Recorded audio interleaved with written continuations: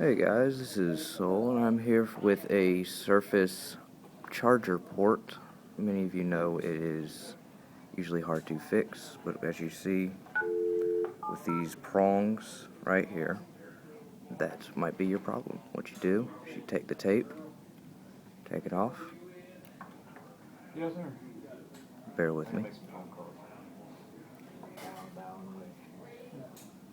and what tape does is it blocks the power from getting to the top of the place. Cover these, place it back in, and it should be good.